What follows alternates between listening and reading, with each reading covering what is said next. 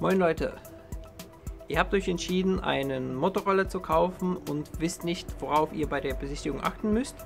In diesem Video zeige ich es euch. Das Video ist eher für die Leute unter euch gedacht, die sich keine Baustelle kaufen möchten, sondern direkt einen fahrbereiten Roller. Einige Tipps, die ich euch sagen werde, die sind für jemanden, der an Rollern selbst schraubt, wahrscheinlich gar kein großes Problem. Also zuallererst natürlich ist die Anzeige wichtig. Schaut direkt in der Anzeige, da kann man schon vieles draus entnehmen, ob der Roller fahrbereit ist, ob er Papiere hat, ob er Schlüssel hat. Wenn es nicht in der Anzeige steht, kontaktiert den Verkäufer bei Interesse und fragt ihn das. Hat der Roller keine Papiere, lasst euch nichts einreden, lasst die Finger davon, denn die Polizei will die Papiere sehen, falls ihr angehalten werdet. Es gibt Anzeigen, bei denen steht fast ausschließlich nur Positives. Das ist gut an dem Roller, das ist gut, das ist gut. Vor 5 Tagen habe ich den Zylinder gewechselt, seit vorgestern läuft er nicht mehr. Vergaser muss gereinigt werden, dann läuft er. Davon solltet ihr direkt die Finger lassen.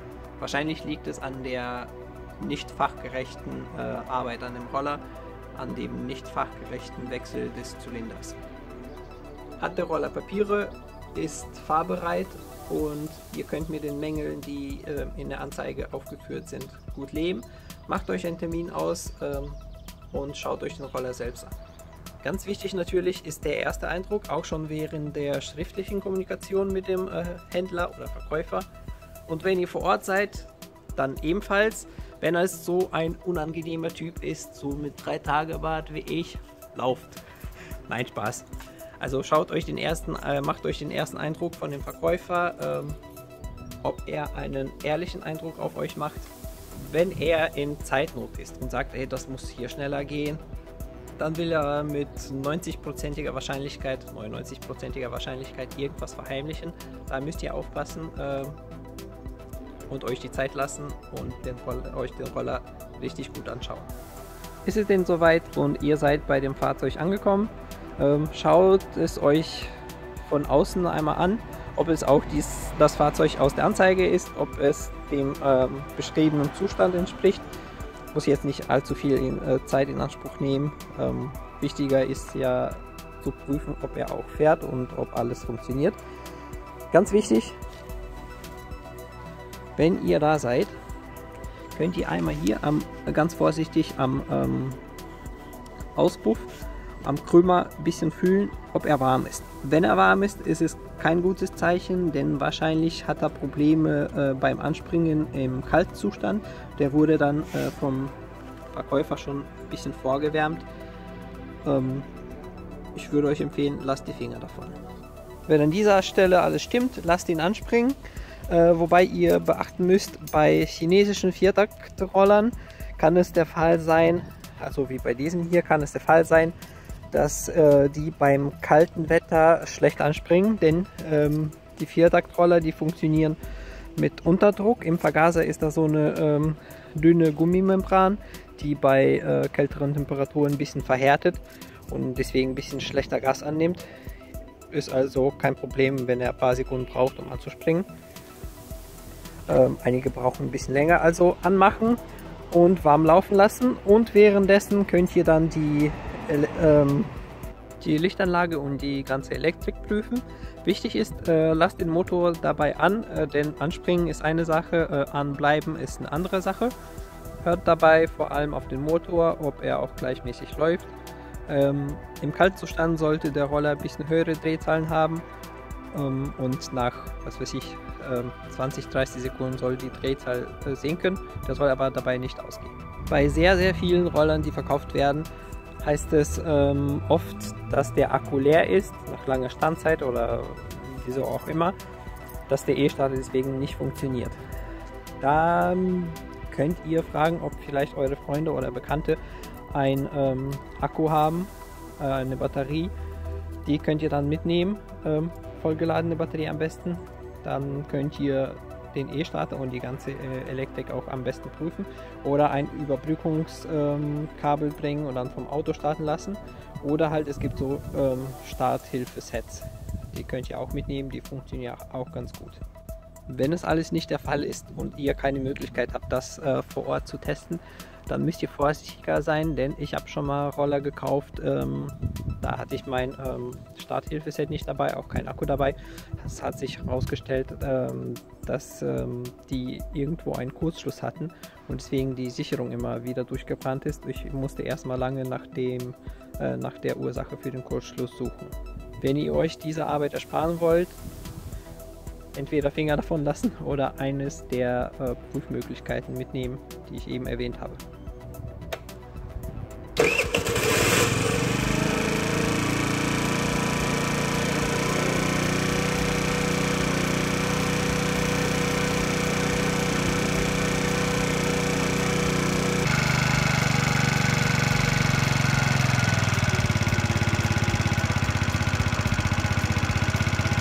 So, damit ihr mich noch verstehen könnt, habe ich den Motor eben kurz ausgestellt.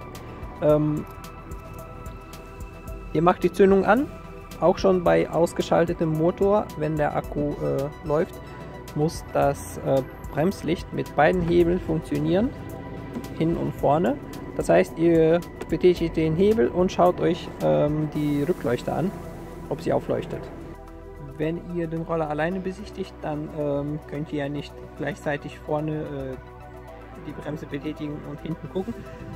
Das geht einfach so, Hand dahinter stellen, links betätigen, leuchtet auf, die rechte Bremse betätigen, leuchtet auch auf, die Bremse funktioniert schon mal. Das Bremslicht meine ich.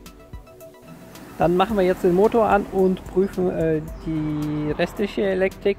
Das heißt einmal Licht anmachen, schauen, ob die Birne vorne brennt. Auch Fernlicht hin und zurück schalten, schauen, ob sich da vorne was tut. Blinker ganz wichtig.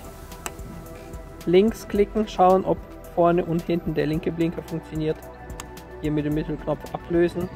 Nach rechts schauen, ob der rechte vorne und hinten funktioniert und auch hier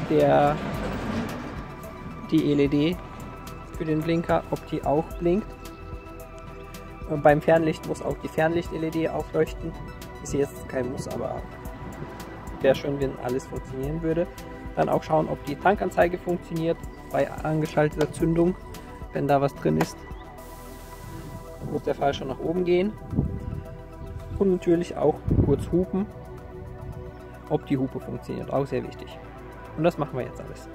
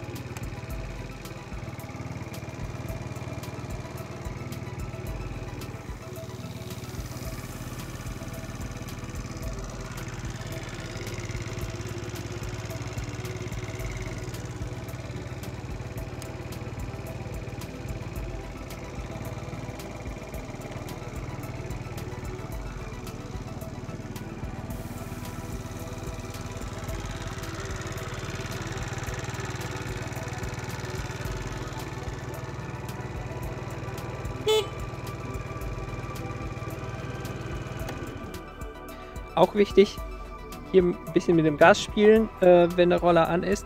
Es kann sein, dass er ein bisschen abwürgt oder nicht ganz gut reagiert. Meistens liegt es aber an der Vergasereinstellung. Das ist jetzt nicht ganz so schwer einzustellen. Das ist also kein Defekt des Rollers, meistens nicht.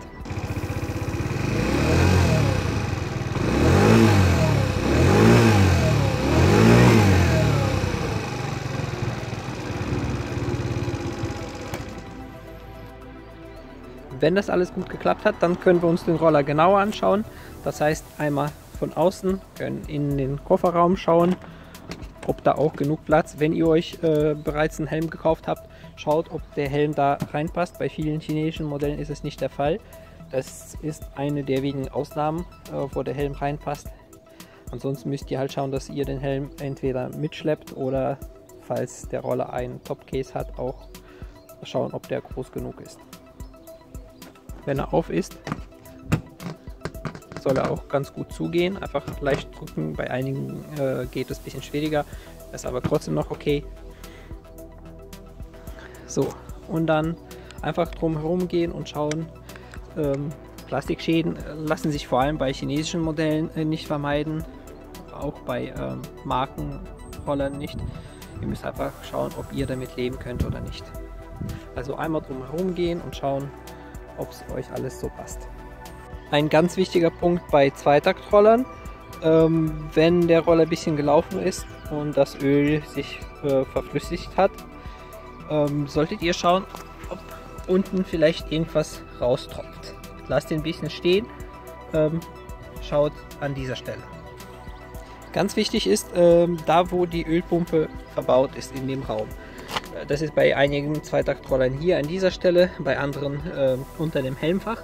Schaut da verstärkt nach, ob da alles auch trocken ist oder ob da was klebt. Wenn da alles klebt, dann ist es ein gutes Zeichen dafür, dass die Ölpumpe undicht ist. Da solltet ihr auch, falls ihr keine Ahnung davon habt, wie man die wechselt, die Finger davon lassen. Außerdem schnell zu prüfen ist, ob die Auspuffanlage dicht ist. Wenn der Roller läuft, einmal hier den Auspuff zuhalten und schauen, ob der Roller ausgeht oder nicht. Der sollte im Normalfall ausgehen, dann heißt es, die Auspuffanlage ist dicht.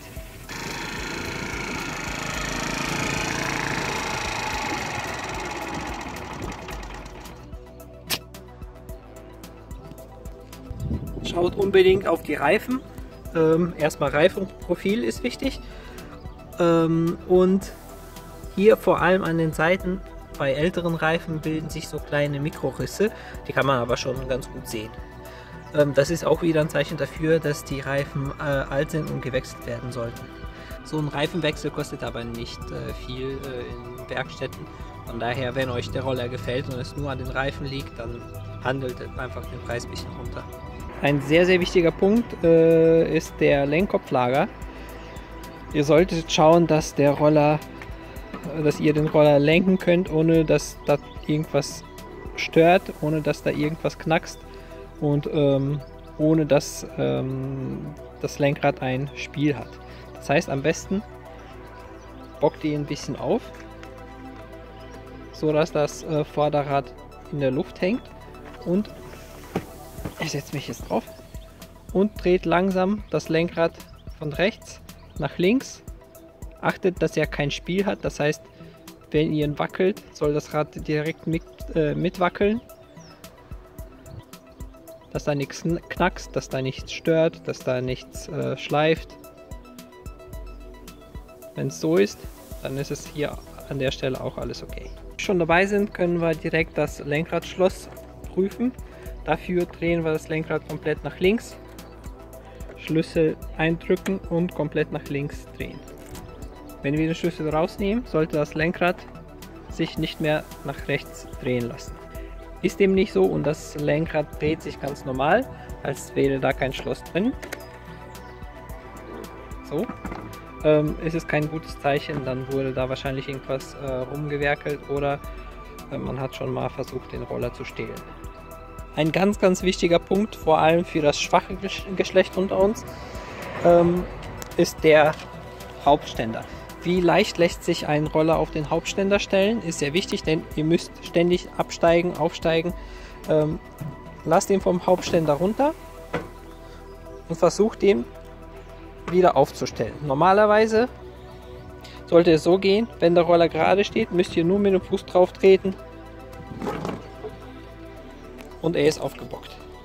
Das heißt keinen großen Kraftaufwand. Es gibt nämlich Roller, bei denen es nicht so einfach geht. Da müsst ihr schauen, ob ihr damit leben könnt, immer viel Kraft aufzuwenden, um den einmal abzustellen. Selbstverständlich könnt ihr auch den Seitenständer prüfen. Das heißt, ob er auf dem Seitenständer auch stehen bleibt. Es gibt Roller, bei denen der Seitenständer nicht ausgeklappt bleibt, sondern direkt wieder von der Feder hier eingeklappt wird. Wenn ihr Seitenständer benutzen möchtet, schaut auch da an dieser Stelle. Und aus meiner Sicht ein ganz, ganz wichtiger Punkt ist, ihr würdet beim Autokauf die Motorhaube aufmachen und schauen, wie es da drunter aussieht. Bei dem Roller ist es das Helmfach. Es reicht aber nicht, das Helmfach einfach aufzumachen, den Sitz aufzuklappen, sondern tut euch den Gefallen, nehmt so einen 10er Steckschlüssel mit oder fragt den Verkäufer, ob er einen hat, und macht einfach die 4 Schrauben auf und schaut, was sich darunter macht, damit ihr Überraschungen wie diese hier vermeiden könnt.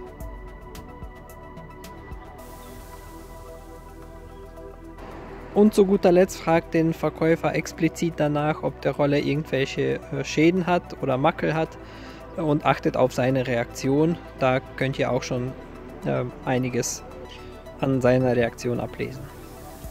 Wenn euch der Roller soweit überzeugt hat, ist noch ein Punkt die Legalität.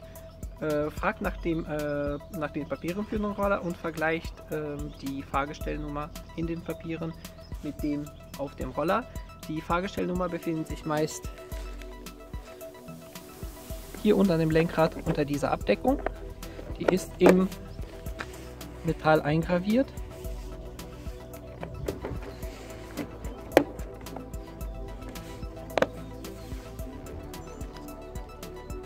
Zusätzlich gibt es noch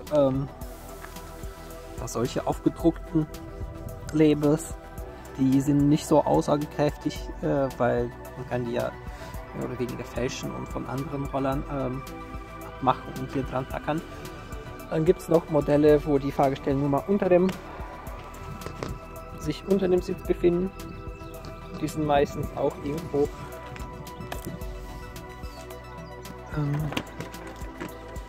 dann hier vorne unter der Abdeckung. Gibt so Deckel hier auch einzusehen. Oder falls an den beiden Stellen nichts zu finden ist, dann fragt einfach den Verkäufer, wo sich die Fahrgestellnummer befindet. Und sehr wichtig ist halt, dass die Fahrgestellnummer auf dem Rahmen aufgedruckt ist, beziehungsweise eingestanzt ist. Solche Labels, wie ich eben gezeigt habe, die sind nicht sehr aussagekräftig. Ich hatte schon mal eine Besichtigung, wo auf dem Rahmen nirgendwo eine Fahrgestellnummer zu finden war. Dann hat er mir so ein Label gezeigt. Der Roller war irgendwie 15 Jahre alt und das Label sah aus wie frisch gemacht. Dann habe ich ihn darauf aufmerksam gemacht, dass so ein Label ich auch in meiner Garage anfertigen kann und ich brauche schon auf dem Rahmen einen zu sehen. An dieser Stelle brach er die Besichtigung ab, meinte, der würde sich nicht verarschen lassen, aber das lassen wir uns ja auch nicht. Also ganz wichtig, Fahrgestellnummer prüfen, mit den Papieren abgleichen. Wenn euch bis jetzt alles überzeugt hat, ist es jetzt die richtige Zeit, um eine Probefahrt zu machen. Falls ihr noch nie einen Roller gefahren seid, müsst ihr vorsichtig sein. Die Geschwindigkeit kann einen doch ein bisschen überraschen. Ansonsten könnt ihr vielleicht jemanden mitnehmen, der bereits Erfahrung damit hat und für euch eine Runde fährt. Ganz wichtig ist, nehmt am besten Ausweis oder irgendwas mit, was ihr bei dem Verkäufer kurz lassen könnt. Wenn der Roller ein Kennzeichen hat, eine ausgiebige Probefahrt zu machen, also mindestens, würde ich sagen, 10 Minuten, einmal mindestens um den Block fahren, richtig anfahren, die Geschwindigkeit ausfahren, auch schauen, ob der gut bremst. Wichtig auch zu schauen, ob der Tacho funktioniert, also die Geschwindigkeitsanzeige. Jetzt nicht auf Genauigkeit prüfen, könnt ihr sowieso nicht, aber halt schauen, dass da alles funktioniert, dass er vernünftig bremst, dass er keine überflüssigen Geräusche macht, dass ihr bequem drauf sitzt, dass die Sitzbankhöhe für euch okay ist, die Fußposition. Solche chinesischen Roller wie der hier ist jetzt zum Beispiel nicht für große Leute gemacht, also so ab 1,80 würde ich sagen. Es ist ein Problem hier mit den Knien, die kommen dann hier mit dem Platz nicht mehr aus. Ja, und schaut so im Allgemeinen, ob er gut Gas annimmt, ob er sich nicht verschluckt, ob er an der Ampel nicht ausgeht. Alles wichtig. Das meiste so in diesem Bereich kann man regeln, indem man den Vergaser nochmal richtig einstellt. Wenn ihr da jetzt wenig Ahnung habt, könnt ihr den Verkäufer bitten, dass er das macht. oder halt in einer Werkstatt des Vertrauens fragen, ob das für kleines Geld machbar ist. Oder ihr könnt einfach im Internet eines der Videos schauen. Bei YouTube gibt es ganz viele gute Videos, wie man den Vergaser einstellt, wo er sich befindet und so weiter. Und denkt daran, ihr müsst den Roller ja fahren, also schaut, dass er zu euch passt, schaut, dass er keine Probleme macht. Bei einer Privatperson den zu kaufen, da könnt ihr später nicht mehr zurückkommen und sagen, ey, da läuft irgendwas nicht. Das ist nämlich bei Privatpersonen so, man übernimmt dann keine Haftung. Es gilt gekauft wie gesehen. Wenn ihr bei einem gewerblichen Verkäufer oder bei einem Händler den Roller kauft, dann habt ihr gesetzlich, auch wenn es nicht im Vertrag steht, ein Recht auf Gewährleistung. Und da wären wir auch schon beim letzten Punkt. Euch zuliebe, macht einen Kaufvertrag, wo die Fahrgestellnummer steht, wo eure Daten und die des Verkäufers stehen, alle Unterschriften stehen. So sind beide Seiten abgesichert. Was den Preis angeht, kann man das jetzt nicht so pauschal sagen. Also ich kann euch jetzt keine Tipps geben, welche Preise in Ordnung sind. Das hängt einmal vom Modell ab, vom Baujahr und von der Gesamtlaufleistung. Was ihr aber heraushandeln könnt. Meistens steht es auch schon in den Anzeigen VB für Verhandlungsbasis. Das heißt, da hat der Verkäufer schon einiges eingeplant, wo er ein bisschen nach unten gehen kann. Zum Beispiel, wenn da jetzt steht 530 € VB, dann hat er schon eingeplant, 500 sollen es schon, also auf 500 könnt ihr schon runterbringen.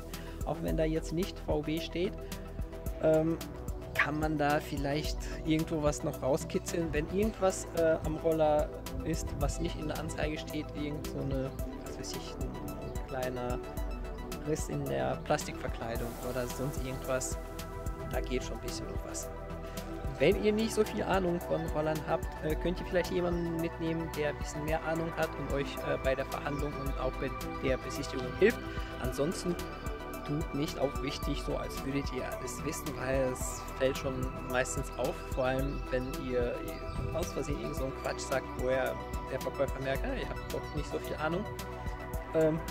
Bleibt lieber ehrlich, stellt auch ehrliche Fragen, sowas wie, werde ich damit jetzt Probleme haben oder sonst irgendwas. Also versucht den so an den Nerven zu kitzeln, dass der Verkäufer auch ein bisschen so die ehrliche Seite bei dem Verkäufer die ehrliche Seite hervorgelockt wird, und dann sollte dem Kauf hoffentlich nichts mehr im Weg stehen. Wenn euch das Video gefallen hat und euch alle Fragen beantwortet wurden, gebt dem Video gerne einen Daumen nach oben und abonniert selbstverständlich kostenlos meinen Kanal für mehr nützliche Tipps. Ansonsten, falls ihr weitere Fragen habt, stellt sie gerne in den Kommentaren. Ja, in diesem Sinne, tschüss und gute Fahrt.